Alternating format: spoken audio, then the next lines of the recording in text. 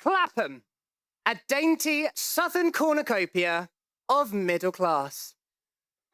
This suburb is truly unlike anywhere else in the city. Independent coffee shops and leafy commons are plagued by basic gays. Pleasant terraced houses are filled with 20 to 30-something-year-olds scraping at reliving university. Repression is lurking deep in every household. But most importantly, Clapham is full of competition. And when you're a professional, that means business. You see, what you should know about me is that I'm not just a professional. I am the professional. Yeah, one of the best in the city. My boss finds me clients all over London, of which, may I tell you, Clapham is brimming. I turn up 30 minutes early. I take my cash in an envelope. I then have to find all of my other things that go into it. I get all of these dressing up as random people, whatever the client wants, and I do it with a smile on my face as I am most likely spanked in the ass over and over again. I do whatever makes the clients happy, because that is when you get the tips. Oh, and it's all about the tips. So, I am walking down this leafy street in Clapham on my way to my next client. The sun is beating down like a bitch as I'm lugging my suitcase behind me. I can feel sweat escaping my pores as I am hopping from shade to shade, being careful not to exert too much energy because looks mean everything in my line of work. I stop outside a house about 3/4 of the way down the street, and I take out my phone to check today's itinerary. Number 38, Noah, £200, 3 p.m. start. Well, the clock on my phone is showing 2:27 p.m, and the house that I've pulled up outside is number 38. Showtime. Now, you think that I should probably ring the doorbell, Wrong. This client wants discretion. I text the client instead. I'm outside. Seconds later, the curtain twitches, footsteps clamber, and the door partly opens. A man who I believe is probably in his early 30s pokes his head out of the door. He's got a lanky frame, glasses, hair that looks like it's starting to bald, albeit he's still quite sexy. He scans the street anxiously, checking that no one is watching our interaction, before his eyes fix on me, and he examines me head to toe, checking that I'm the real deal. Are you the entertainment? Yes. A bead of sweat trickles down lanky man's forehead. Actually, kind of cute. Come inside, quietly. Can change in my bedroom. He hands me a white envelope with the name Wacky Will on it. I check the contents before pocketing the envelope, and then I haul my suitcase up the oak stairs, and he guides me into his room. I mean, he didn't need to literally guide me into his room. I'm not stupid. I can work out where his room is. But anyway, we're here now, and I put my suitcase down, but I noticed that lanky man, he's lingering, as if he's waiting for something. Oh, yeah, let me know if there's anything that you need from me, yeah? He's a bit keen, but I'll deal with him later. No, I'm all good now, for now, thanks. See you at 3. I close the door and I lock it before setting to work. Listen, you don't want anyone interrupting you when you're getting ready. Plus, I'm paid to start at 3, not any earlier. Now I get today's costume out. Today's client, Noah, wants Spider-Man. Bloody Spider-Man. A sweaty, skin-tight, a pain in the arse to get into. I really don't see the appeal, but each to their own. I lock my bits up in a jockstrap. I dislocate my shoulder to squeeze the back zipper up. And I give myself a quick spray of deodorant. And before I know it, it's 2:58. There is a knock on the door. Adrenaline starts surging through my veins. It's time. This is the moment that I live for. The rush, the thrill, because you see, I'm not doing any old 9-to-5 job. Nah. My clients are different. Every client is unique. And the joy on their faces is what makes doing my job so worth it. Because you see, I'm not just any professional. Excuse me, are you nearly ready? The kids are waiting for you. Yeah, that's right. I'm a kids entertainer.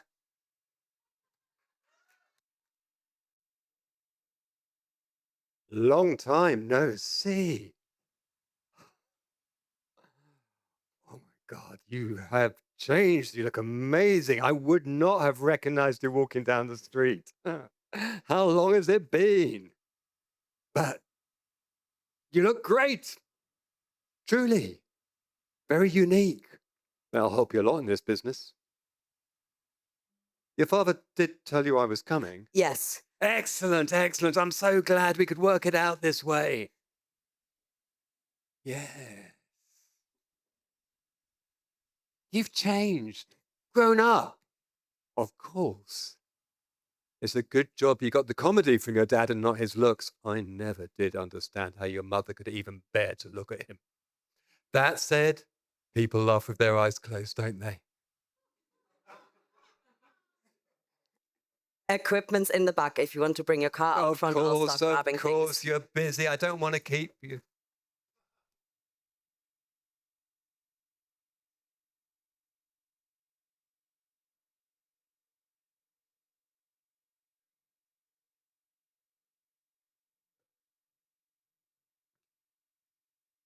That's private.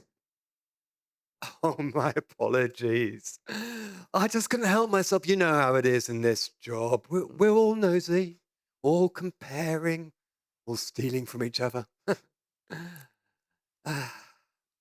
You must forgive an old man. We're just desperately trying to stay relevant.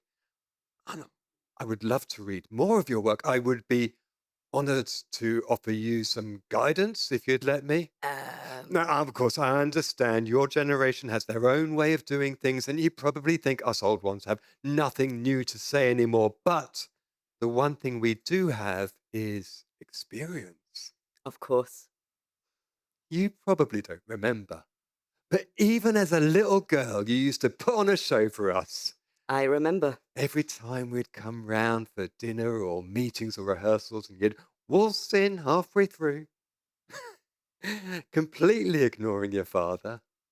And you'd always be wearing some sort of costume. Your father's clothes. He tells me you still do that sometimes, borrow his clothes for your shows. I must come check him out if you'd have me. So, my script. Of course. But as I said, I would love to read more. Your father tells me your work can be quite intense, political. Now, that's a tricky train to drive, if you know what I mean. What with the current climate and you being a young woman. But change is happening. Oh, slowly, of course. Oh, always too slow, but happening nonetheless. Have you heard of Hannah Gadsby? Wonderful woman, great work, vital, and funny too. And of course, you young people, you don't hold back from telling us, oh, no, what is it you call us? Hetero, white, privileged pigs.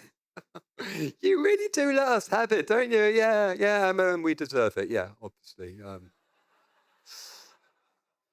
We're all bastards. Yeah, all of us. But a new era is dawning, and I'm certain you are going to be a bright star on its horizon. Hannah Gatsby is cool. Oh, you have heard of her? Mhm. Yes, she sure is. Cool. And as I said, vital work. You watched their show? Yes, well, not in person, unfortunately, but even an old man like myself has a Netflix account these days. Fantastic stuff, the way comedy is shared now. You watched Nanette? Yes, great show. Did you not think? Did you watch all of it? Well, yes, Like the whole thing? yeah. You really watched it? Oh, I get it. No, look, I understand. Her show brings up tricky subjects, especially for a young woman, and you relate to Hannah's story, and us men must learn from it. There's a discussion to be had, though, about whether there is space for this kind of content in comedy, because comedy is escapism, isn't it? That's the beauty of it. Making people laugh, making them forget about all this other stuff. Other stuff. Oh, you know, the horrible tragedy of this nightmare called life. The horrors and pains of consciousness. Us comedians, well, we provide relief.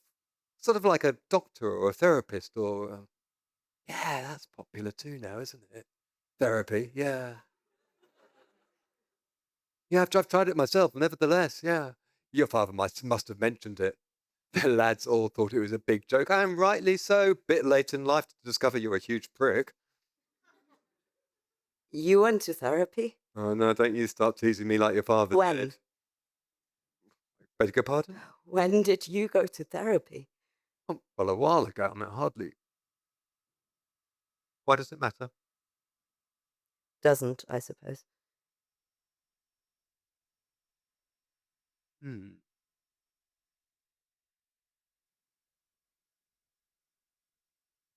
You're very different from your parents, aren't you? Quite right, too.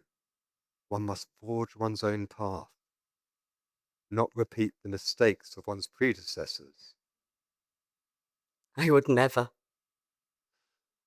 Right. Very good, my darling. Do you even remember? What? Do you remember? Do you realize what you did? No, I don't know what you're talking about. I mean, are you all right? Should I call your dad? Maybe he I told him, you know. told him. I told him everything. I showed him the messages. I was a sobbing mess, embarrassed, ashamed, and furious, and so was he when I told him what you did. He threatened to kill you. And I was relieved. I was surprised because I'd been so scared that he would blame me or not believe me, but he said all the right things in that moment. All the right things. Almost as if he'd done it before, but when it came down to it, he did nothing.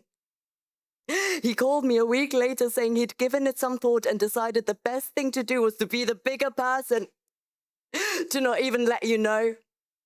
He'd keep working with you because the money is so good, and he'd make sure I get some of it as a repayment of sorts. As if that would be some sort of justice. But he was just too chicken shit to stand up to you, and we both knew it, and I knew that his career meant more to him than...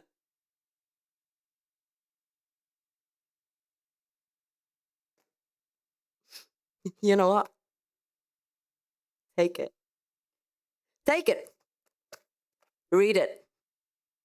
You like Hannah Gatsby? You're gonna love this. It's about a stand-up comedian and the things he does to his best friend's child.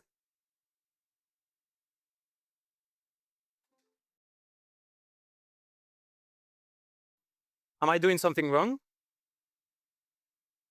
Am I dressing the part? Or should I sound more sassy, refer to myself as a queen? When I was watching TV, I just didn't think that was me. The gay best friend, the fashion runways. Just didn't fit who I was. And I don't think it ever will be. Yet I somehow feel like I'm failing.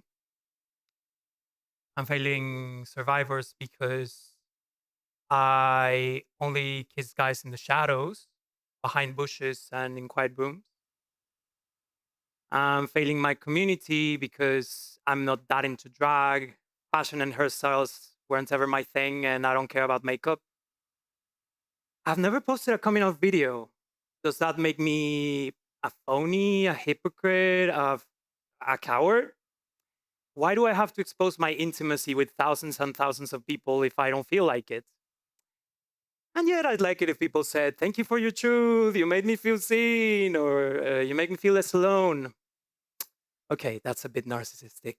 I guess I've also failed the fight in a way because my parents didn't kick me out when I told them.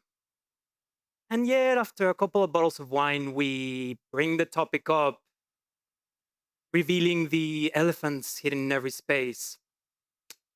I wish I had a grenade whenever my mom says something misguided at the mall or at the cousin's wedding or talking with the shop clerk, and yet I don't because I pick my battles. And I guess I've also failed myself because I've fallen for straight and closeted guys. Sometimes I confuse good conversation with straight conversion therapies. And I guess I'd rather spend time in the bookstore than in the apparels, daydreaming about queer romances than spending 5 fucking minutes on the apps because then I start to see men as expendable, as fries at 2 a.m. that never fully satisfy me. Okay. The point is, showing off is not my show. This isn't the story of a guy who always wanted pearls and high heels and dresses. This is the story of a guy whose mates would leave and he would never understand why it hurts so much. The story of a guy who daydreams of, I don't know, the hipster making songs on his name, or of the twink who would paint him like one of his French, Italian, or Latinx boys and put him in the center of his collection. Or of the sweet but corporate bloke who would complain about his 9 to 5 and they'd say, oh, I can't wait to get away with you for the weekend. Maybe I can have those things and read normal people, wear Crocs, and scream at the PlayStation whenever I have to restart. Maybe I can be that person without a rainbow flag hanging from my window. Or perhaps I could just hold that hairy hand in the sunlight and call him my babe, my love, my boyfriend, scream it from the rooftops, and if anyone has anything to say, just tell them, shut the fuck up. This is my way to be queer, my way to be me. Perhaps I'm scared of the world, of love, of myself. Perhaps I haven't found the voice that feels comfortable for me to protest on. Or perhaps the only constant is to be a part of something, not be a part of something other than of myself. Thank you.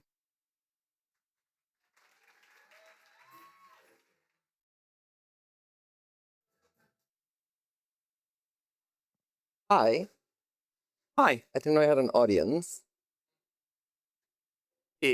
Is this not intro to acting through song? No, I booked this for a private rehearsal. Did I get the room number wrong? Yes, you did. I'm so sorry. I'm just gonna I'll get out of your way. Are you taking acting through song with Cecil Yeah, on a Monday morning? evidently. Yeah. Cecil's not gonna show. How do you know? From experience. You've taken the class? Yeah, I took it. I nailed it. Took it. And nailed it again. Right. Good to know. I'm sorry to bother you. Why are you taking acting through song? So I can act through song. But why are you really taking it?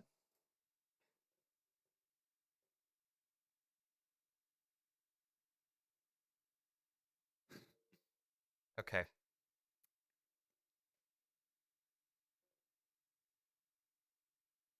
I think I'm taking it because I know I'm a good actor. And I know I'm a good singer. And I feel like I have all of this stuff to give. But when I actually get to go on stage and I have an audience and I'm not just rehearsing or just practicing, it's like I hit this glass wall and I'm not connecting.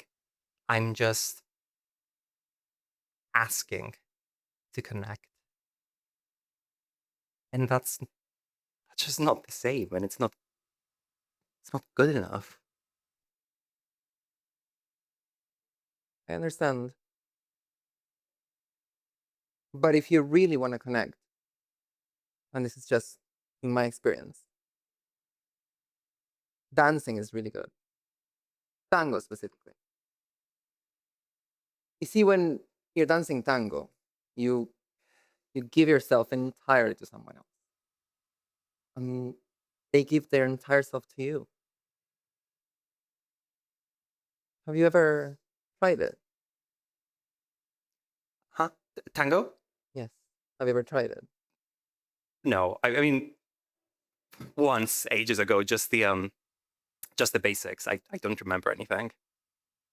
Well, listen, I was supposed to dance with my partner, but they had a waxing accident earlier in the morning. I want to experiment with this lift. Lift. Yes, the tango lift, but don't worry, I'll keep you very safe. I'm not worried. Good. So you said you had know the basics. Should we go over them? Yes, please. Okay.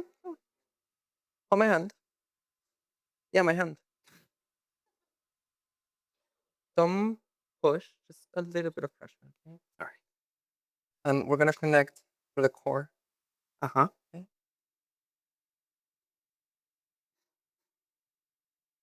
Put your arm around me.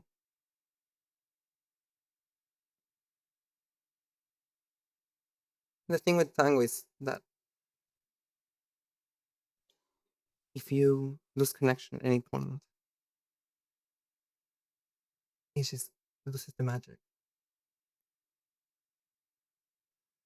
Yeah, I'm starting to remember. So you have the contact points, the hand and the core, and you have the weight shift, and the breathing needs to be synced up. Seem to know what you're doing. I guess I've got a good partner. You wanna try the lift? No, let's just stay like this for a while. Okay. You know, you don't need a class to teach you how to connect. No? You know how to connect.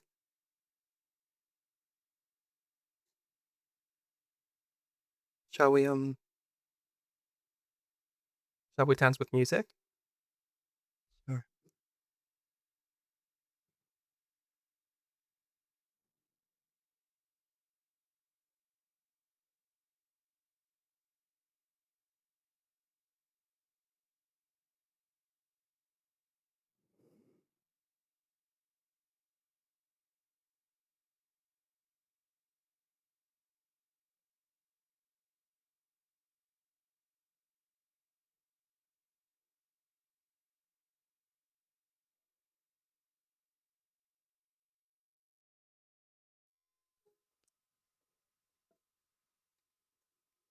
I can't remember what it was like before I started going to school.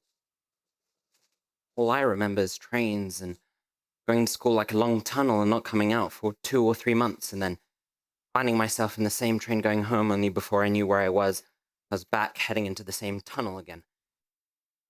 I never realized I could pull the communication cord or jump out while the train was moving. And now suddenly the train is going on without me, and it's wonderful. But I'm sort of bruised. It's like I can't think. It's like my head is sort of twisted, or I've twisted an ankle. And I mean, I really want to do without trains for a bit. I don't want to think. No, I don't want to travel. I want to think.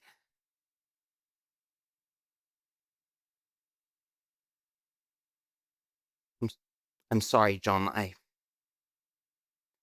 need some time away from you to think, away from this place. Don't you see? It's no good just pumping ideas into me. They've got to be my ideas before they're worth anything. I expect we'll always be friends, but not like we have been here. It was good here because we were like surrounded, a bit like an army, and it was only us, and it was wonderful.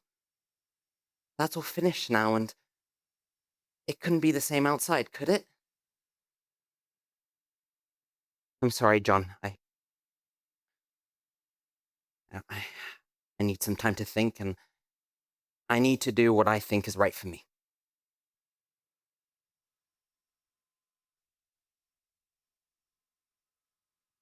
I'm sorry. I wasn't planning to come. I needed to talk to you, Philip. Just one last time, and then I won't bother you again.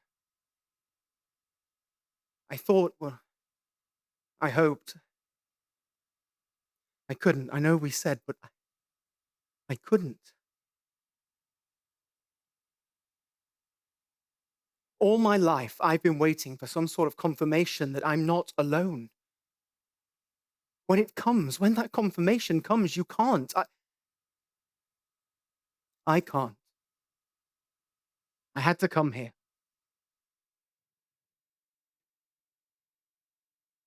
It's funny. I thought I knew what it meant to be lonely, to be alone. But now I know.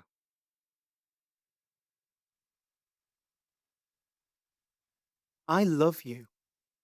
I have no choice. It isn't a choice. I love you so much. At night, I can't sleep. I can't eat. I see your face. I hear your voice. I miss you. These 4 months, I understood something. I used to think that I was a sexual deviant. There was a place where certain men went. One of those places I went. I stood outside, I watched. I longed to go in, Philip. I can't lie to you. A part of me longed and yearned to go in.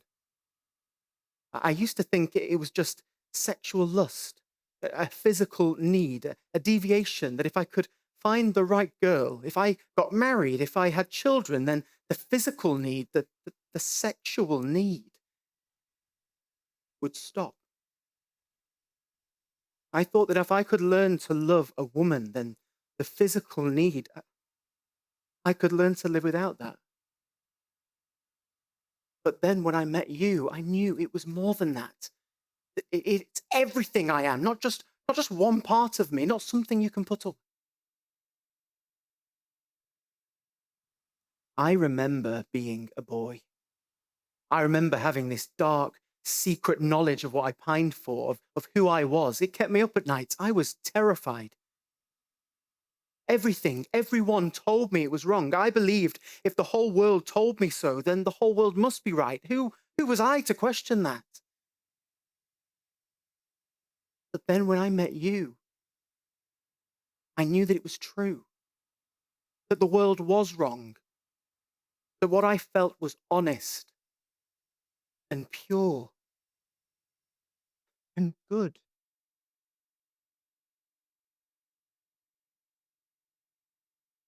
I went in, Philip, into one of those places I just told you about.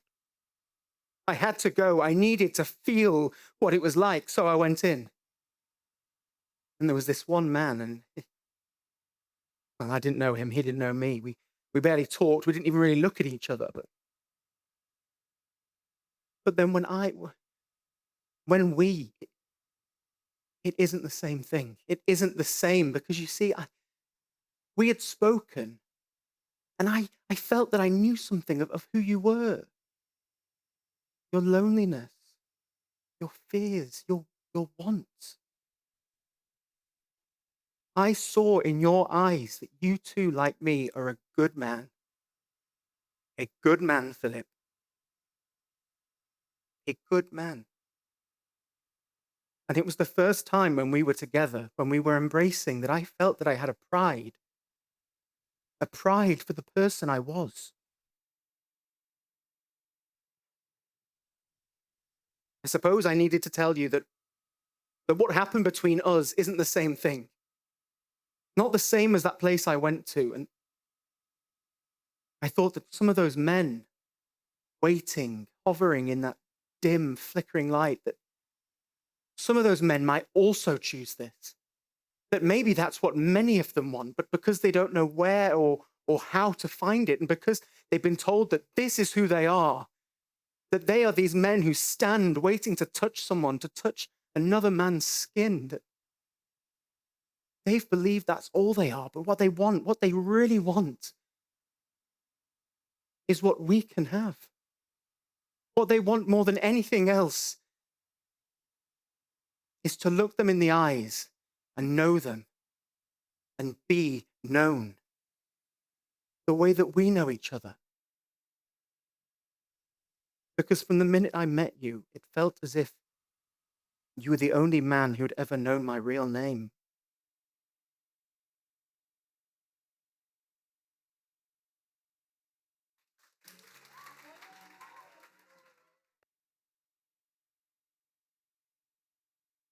If I cut off his finger,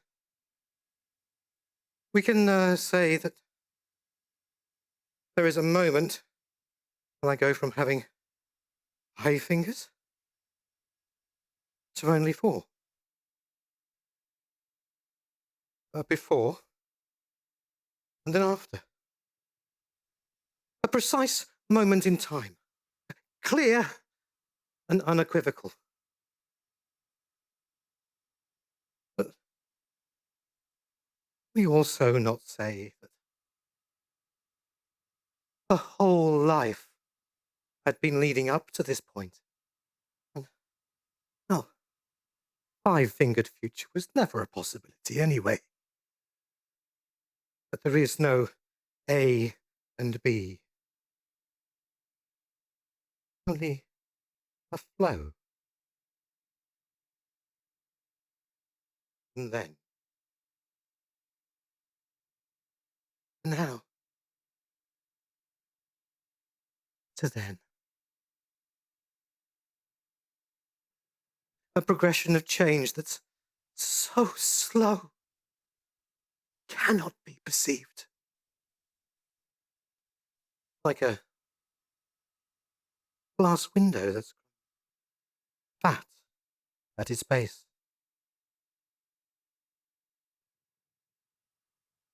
And what of the person that you are now? Is that the same person you saw in the mirror 10 years ago? Close relative? Or a complete stranger?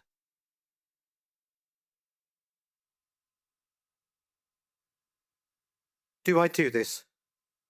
Do I not? Or does it appear one day unnoticed? A change not visible until the moment has passed. Because, really? How often do we mark that exact moment? We can't put our finger on the tide, and yet there is this obsession to know when the axe will fall.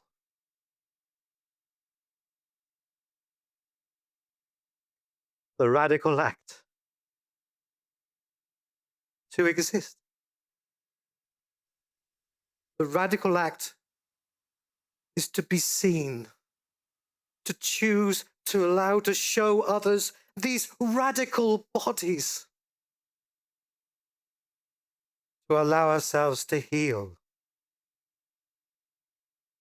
is the radical act.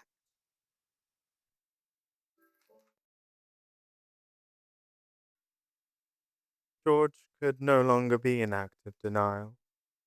There were too many others, looking gaunt and broken, surrounding him in the city. So he cloaked himself in a more attractive denial.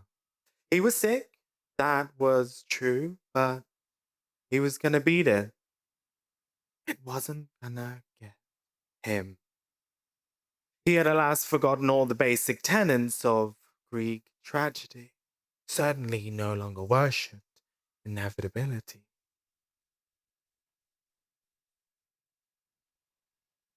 He saw doctors. He took useless medicine. He would become ill with a weird malady, then recover, then be struck down again by something equally bizarre. He didn't have illnesses.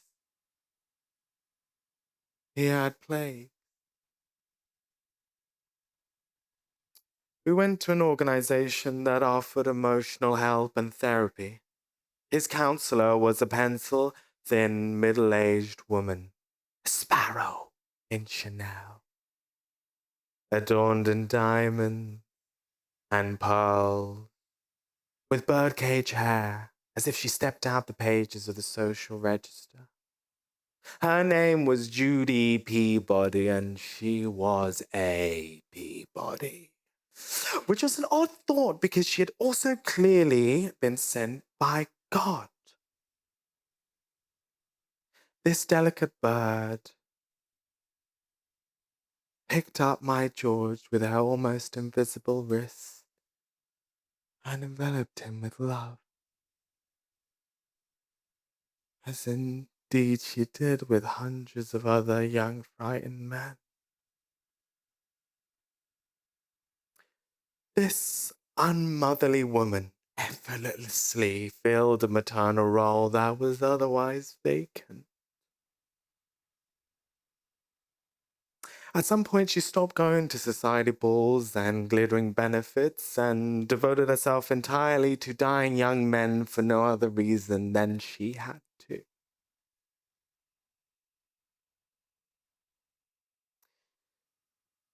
George was able to tell her things he couldn't tell me. Expressed terrors he kept from my ears. My ears, as it happened, were burning with nightmarish sentences. Tests had established that I had somehow escaped the virus. This being a disease with a profound sense of irony.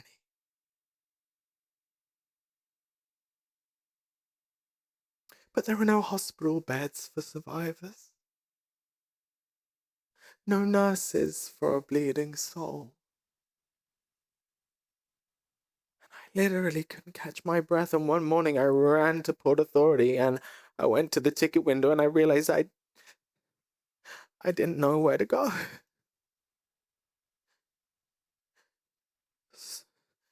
So I went back to George and I waited for the end. And it obliged fairly soon. And he died in my arms.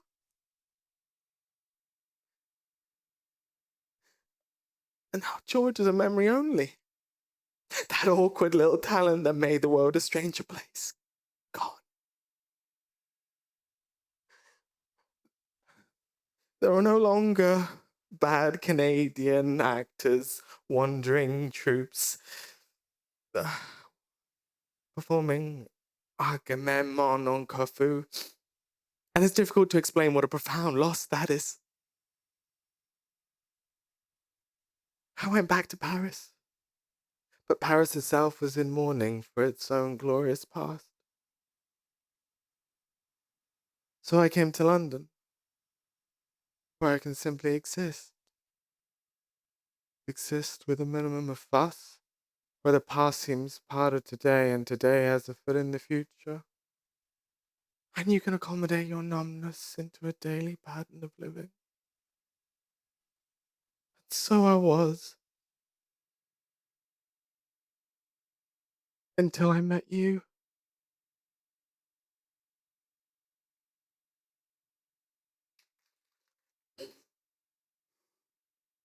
So hot. Yes. Burning hot. Yes. You talk to me. Weather talk. After 3 days of silence. Weather talk.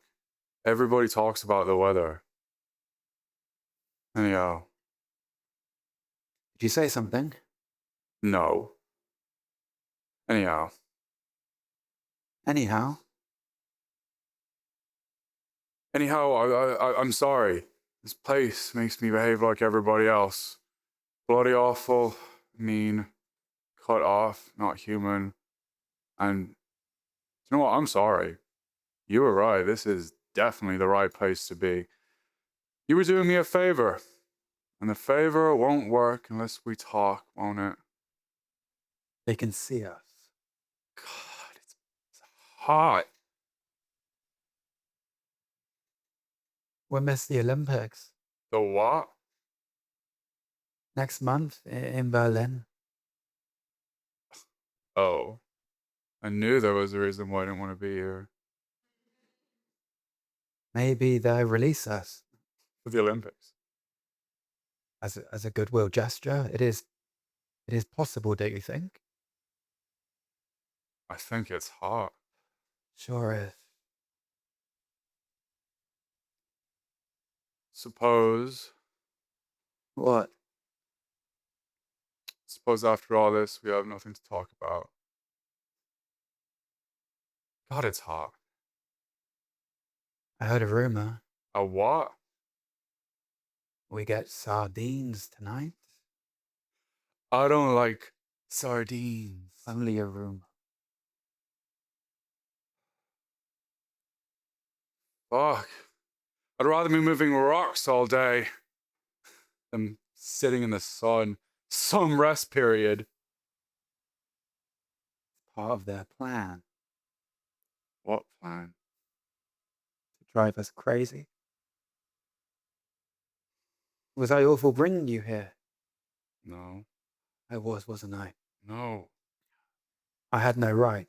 Stop it. Okay, look, stop. Stop talking about yourself like you're all sad. Like, just don't get depressed. Just smile. Smile. You can't see me. I can feel you. Wish we could look at each other. But I can feel you. They hate it when anyone looks at anyone. That's not a glance. At what? At you? When? Before? Yeah? You had your shirt on. You look sexy. Me? Yeah, come off it. You know you're sexy. No. Liar. Of course I'm a liar. Sure. I've always been sexy. Mm-hmm. Since I was a kid. 12. I used to get into trouble when I was 12. 12. Your body's beautiful. I take care of it. I exercise. What? At night I do push-ups and knee bends in the barracks when I get home from work. After 12 hours of moving rocks. Sure, I figured it out. You have to keep your body strong by yourself. That's how you survive it here. You should try it. I don't like to exercise. You're a nurse. For other people, not myself. Still, you should think of survival. Sleep. I think of sleep. That's how I survive. Or I think of nothing. Actually kind of scares me when I think of nothing. Your body's nice too. How do you know? I looked When? all day. Yeah? Yeah. Listen, do you What? miss? What? Everybody misses it. No, I don't. Everyone in the camp misses it. No. They go crazy missing it. No. Oh, come on, you're not a yellow star with me, remember? Come on, do you miss it? I don't want To what? to miss it. But you do. Yes. Me too. We don't have to. What? Miss it? We're here together. You and me. We don't have to miss it. We can't look at each other. We can't touch. I can feel you. Without touching you, without looking at you, I can feel you right here next to me. Can you feel me? No. Come on, no one's around. Can you feel me? Maybe. No one's gonna hear. Come on. Don't be afraid. Feel me. Feel me. God, it's hot. I'm touching you. No. I'm touching you. It's burning hot. Mouth. Cock. Cock. Mouth. Can you feel my cock? Can you feel my mouth? Yeah. Do you know what I'm doing? Yeah. Can you taste what I'm doing? Yes. Taste. Feel. Together. Together. Can you feel me? I feel you. I have you. I feel you. I see you. I want you. Oh, can you feel me inside you? I want you inside me. Feel. I have you inside me. Oh, I feel us both. Oh, I'm going to. I feel you. Feel. Yes. Yes. Yes. More. Yeah. Now. Oh, I feel. Oh my God. Oh my God.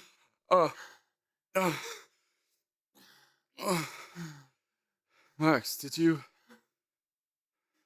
Yes. You? Yeah. Fucking guards, fucking camp. We did it. Don't shout. Okay.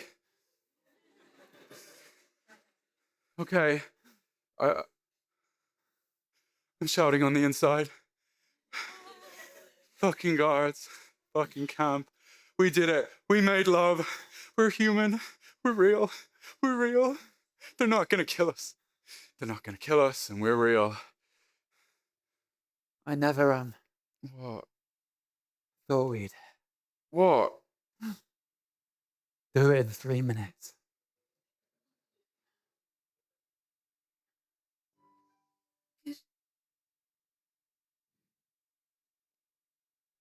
I'm rotting. There is nothing left of you to rot. Metaphorically, I'm rotting. Metaphorically.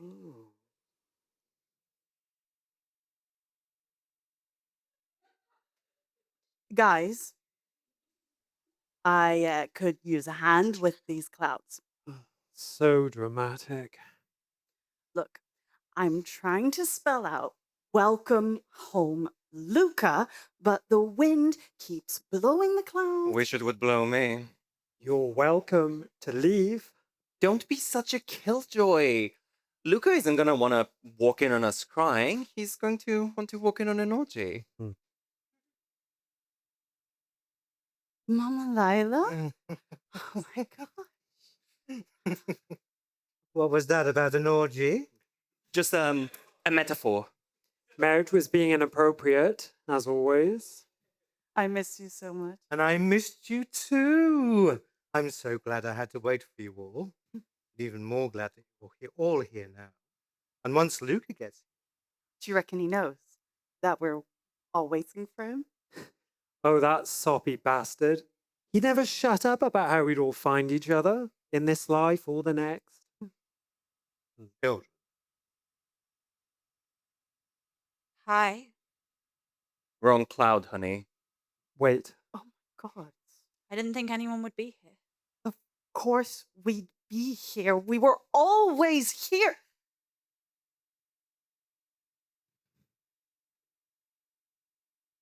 Why don't you come and sit? You might be waiting a while. I'm not sure. Nor them lot. Obviously, I failed at teaching them manners. You. It's so good of you to be here. What made you want to come? I would never miss my daughter's. Oh, hell no. There we fucking go. You mean your son? Don't even bother. I don't know, my child. Oh, he was white child too? Take a good look. This is what a real family looks like. Shh. Don't you take her side too. I'm not, I Did just... you know what she put him through? Better than you. The reason why I'm asking is, well, as you can see, we're here to honor Luca for who he truly was, for the man that he was, for the choices that he made, and for how he would want to be remembered. I'm her mother. And he loved you very much. You broke his heart. Abandoned him. He always missed you. While I'm sure he'll be very happy to see you, I want to make sure that you will be happy to see him too. Of course. I carried her. I nursed her. I raised her. Him! You did all that for him. No. Like, don't get me wrong. I respect who my child became. But that baby was my little girl. My daughter. And no one can tell me that she was a man then. Told you. And that's why you're not welcome. All he ever wanted was... He was always the man he was going to be.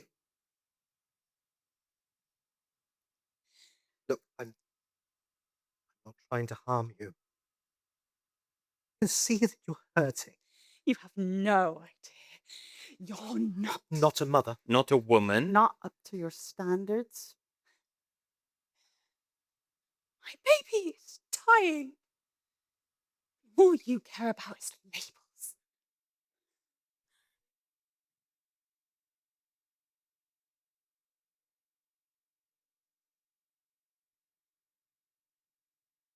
May I?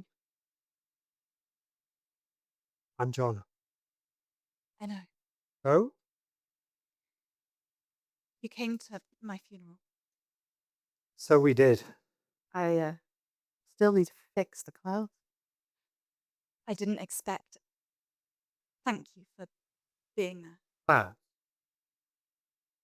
Your son loved you very much. Welcome home banner. I'm not so sure. Then why are you here? Trust me.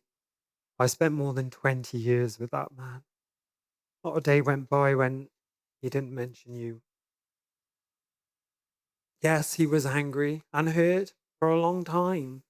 Part of him probably still aches to this day. Listen, I'm not telling you this to make you feel guilty. I'm telling you so you know he loved you. And he'll be happy to see you here, despite everything you put him through.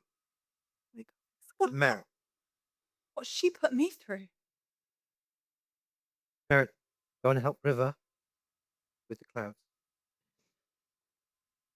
What did he put you through? We used to be so close. We were so close until she moved to uni and she met all these new people, and then suddenly nothing I did was right anymore. I couldn't recognize her. I couldn't understand what had happened, but I couldn't find the right questions. I could never find the right words for my child. My child changed. And I miss so much of it. So many missing pieces, and nothing made sense anymore. That must have been very hard. I just wanted her to know that I didn't care how she identified. She could identify as a unicorn, and I would still love her. But I just felt in my gut that this decision was not right for her. This life. The operations. She had such a beautiful body. Why would she destroy that? And the hormones would change her, and you know what men are like. Why would she want to be like that? He wasn't trying to be somebody else. I mean, yes, in the second puberty he took some adjusting, but any transformation does. But his character stayed the same. Towards me. He was hurting. So was I! We know Not saying I agree with you, but I do hope this afterlife allows you and Luca to find the words you find before. I think he stopped breathing. Shh. The clouds still aren't ready. No. He's quiet, but I can hear him. He used to sleep so still. I genuinely think he was dead. No wonder I didn't make it to 60. That man was no good for my health. You were no good for your health. Okay, fine. He made me better.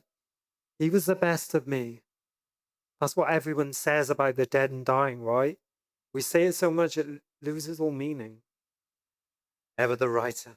Such a poet. Bigger dick than Shakespeare. Better than Shakespeare, you mean? If only. Yeah, well, I ran out of time down there. Everyone does. Yeah, but we run out sooner, faster. We spend our whole lives playing catch up only to have them cut short. Well, except this guy. Well, he always did say he'd last till 100. I remember that. Well, he got very far. We spent our whole lives processing trauma only to have the award ripped away. No. Still looks like. No. Yes, I mean, he might have grown a beard, but And does hair. You were right. Just fantastic. his eyes, his smile. I can see him in the way you move too. His choices weren't a rejection of you, they were a celebration of his truth. When he arrives, you'll see just how much of you there is still in him.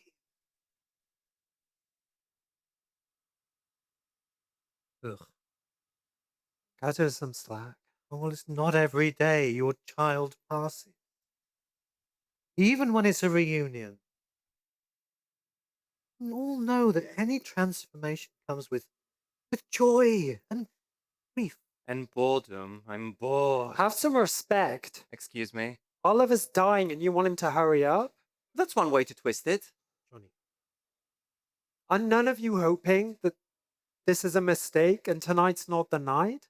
Are you really wishing him dead so you can have your reunion, your orgy? My love, we know tonight is the night. Oh my god, the orgy is obviously a metaphor It could be a mistake. for all of us being together again. But the universe never makes mistakes.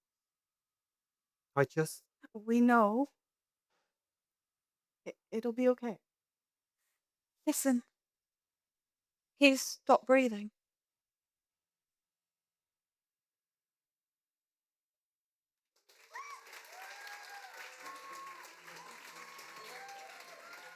Ladies and gentlemen, please welcome back to the stage the full cast of the OutCast Summer Company.